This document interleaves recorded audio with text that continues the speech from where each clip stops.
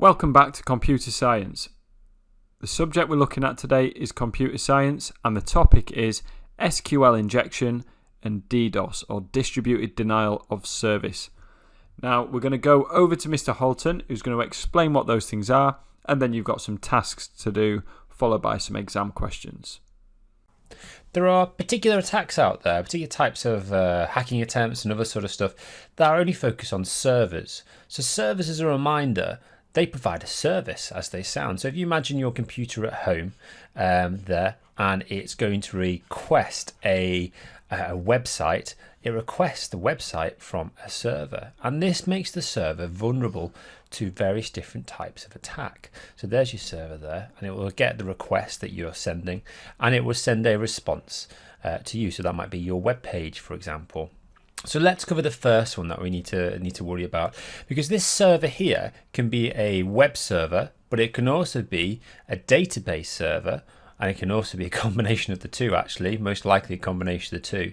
And there's a particular attack that you can run against database servers we're going to cover, which is called SQL injection. Now have a look at the video about SQL if you're not sure about it, because there's a particular kind of attack you can run against database called SQL injection. And what this is putting a little bit of code into a web form somewhere, and giving yourself access to the database, which you shouldn't be allowed to have. And I can demonstrate here on the right in the worst website. If I type in my username there, and then I type in my password, but look at my password, I can tell you my password is not this. I'm going to put 1 = 1 and an apostrophe in front of it. That is a special SQL statement, all right? I'm going to hit login, and it's let me in, even though it shouldn't do, because that is not my password. And the reason why is what I typed into the password here. It's got an apostrophe in it, and then some sort of a special characters. And that has given me access to the database that I shouldn't have. So there's a few ways to protect against SQL injection. Obviously, if you've watched the defensive design video, the first sort of thing to look at is this thing called input sanitization. But checking that you are not vulnerable to attacks like SQL injection and other simple attacks against servers can all be done through this thing called penetration testing. Now, what tends to happen for penetration testing is that, well, it's often not yourself. It's usually like a separate team or maybe even a separate company come and take the software that you have built, so the server you've created perhaps, and they see if they can hack it. If they see if they can do things like this, like run SQL commands where they shouldn't be able to, and other various bits and pieces as well against a server. And if they can, they will let you know. So they won't actually cause any damage, but they will let you know that you are vulnerable. So penetration testing is a good way to protect against SQL injection attacks, as is having good input sanitization. Okay, so that is one particular type of attacks against server, but there's another one which particularly gets servers as well, and that is called a denial of service of attack. Now, if you think of this particular problem, let's say you have a friend, okay, and he has got, or he or she has got a mobile phone, and you say that if another friend can manage to call your friend on their mobile phone, then you will give them, I don't know, £5 or £10 or something like that, big money, something like that. How could you stop that from happening? How could you treat that as a game to stop that from happening? Well, what you could do is that you could get hold of several mobile phones, or get loads of people who have got their own mobile phones to all call your friend. And so you, as a consequence of that, this person never ever gets through. That is kind of like a denial of service attack. So what I can do instead is have a computer send hundreds, if not thousands, of requests to a web server, and that will prevent genuine people from being able to access that server. And that is called a denial of service attack. One way to prevent against that is to use a firewall. So we have like this firewall here, and that will block any attempts to try and contact a web server from people who are just trying to tie it up or cause it damage in some way. So SQL injection and denial of service attacks are two things we have to worry about for servers. So now it's time for your first task based on some threats to servers. For the first task, it's going to be a fill in the blanks exercise, so make sure you read it really carefully and try to pick out the keywords and put them in the right position. As ever, we will review the task afterwards, and you've got 10 minutes to complete. Off you go.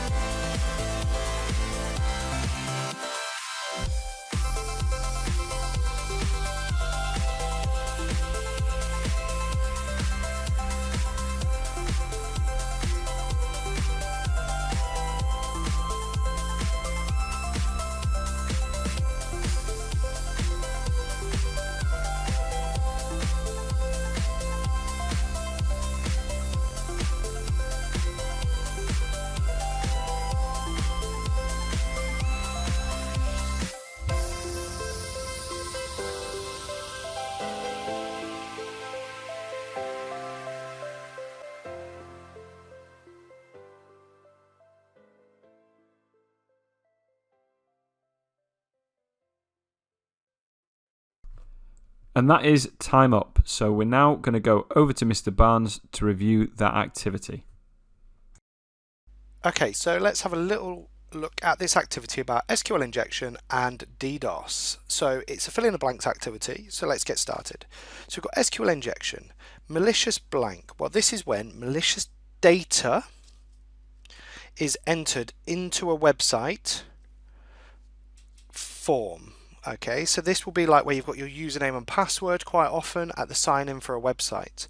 And the idea is that it modifies the SQL statement. So the SQL query that goes and checks to see if you should gain access to that system or website or whatever it is, it injects some code into it to bypass this. So that is executed, resulting in unauthorized access to data. Okay, so the idea is you inject some code, it bypasses username and password and gives you access to data, and that means you can you could delete it, modify it, change it, do all sorts with it. So how can we prevent SQL injection? So SQL injection can be prevented by, well, we can add validation. Okay, so validation doesn't stop incorrect entry, however it can make sure that certain things aren't entered, and that's really important. The next one is we can use penetration testing. So penetration testing is where someone can test it for vulnerabilities and report back about whether there's any issues with the website or whether it is that's been set up, so we can stop that happening when it goes live. And then we can also use escape input strings. Okay, so we can say use / to make sure that certain characters are then ignored. So we can say, you know, ignore this character or whatever. So there are different ways we can prevent it. The next thing is DDoS, which is distributed denial of service attack. So a DOS attack is a single device sending requests. A DDoS attack is where there's multiple devices sending those requests. So this is when servers are flooded with useless traffic, making the server slow or completely preventing users from accessing it. So effectively what happens is multiple devices, which could be controlled by one central device, are sending multiple requests over and over really quickly so that the server can't handle with all the traffic it's getting, and that either slows it down or crashes it. And there are your answers to the activity on SQL injection and DDoS. Okay, so it's now time for your exam question or exam style question. Make sure you complete all the answers, and then you will get a chance to review these with Mr. Barnes afterwards. You've got 10 minutes, off you go.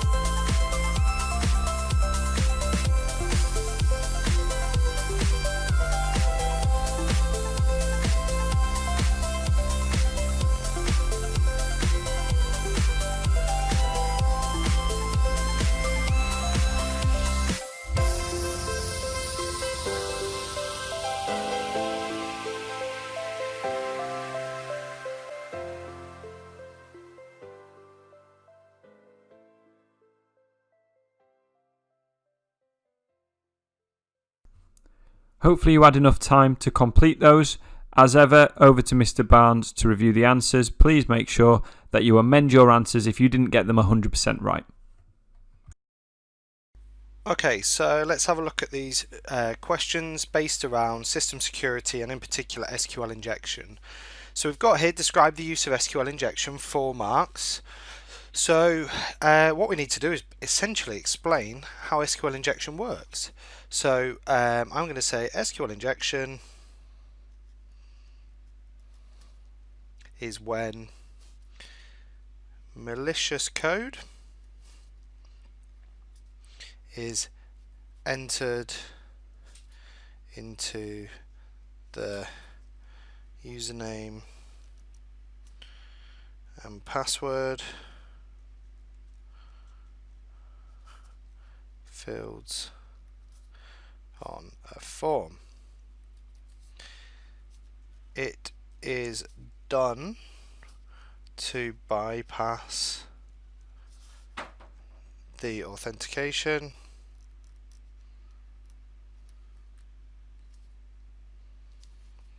using an SQL statement to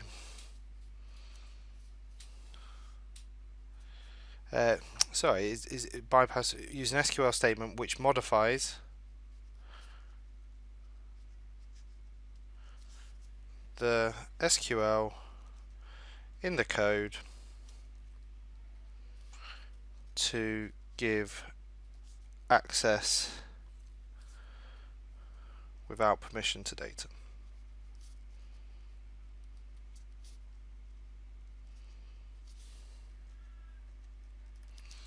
Okay then. Next question then, explain how you might prevent SQL injection taking place. Okay, so what it's wanting here is it wants you to identify something and then explain what it is.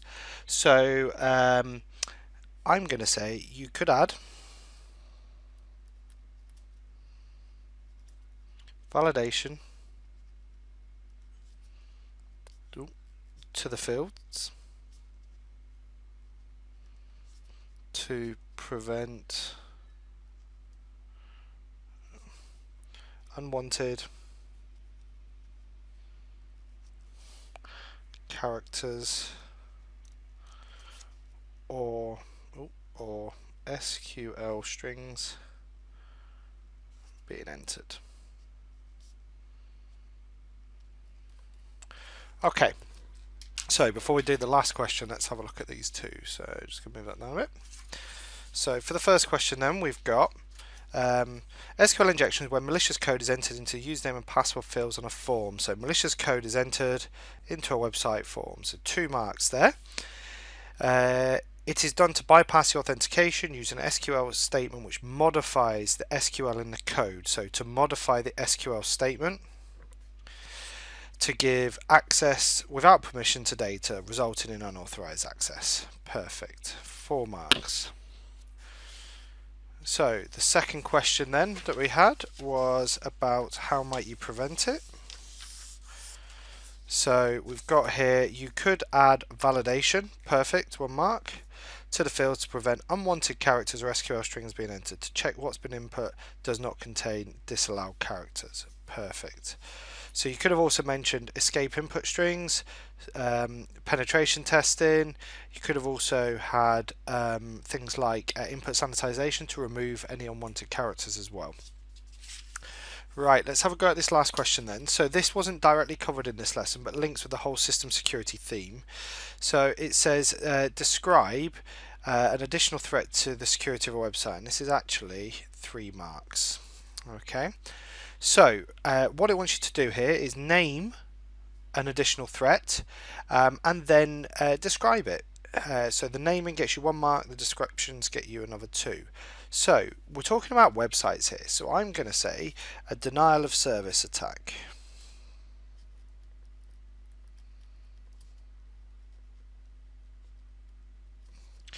Could be used.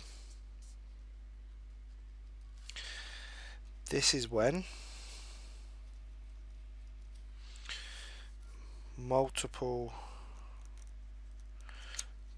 devices send spam requests to a web server.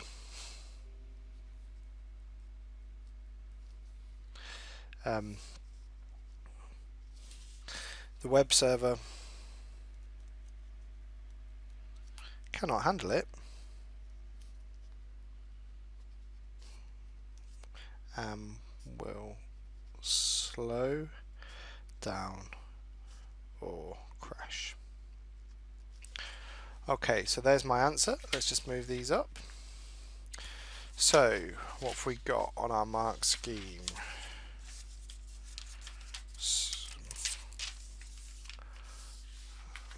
So we've got here, I've gone for denial of service attack. So denial of service attack from Mark is perfect. This is where multiple devices send spam requests to a web server. People/software make many requests to a web server. So that's that.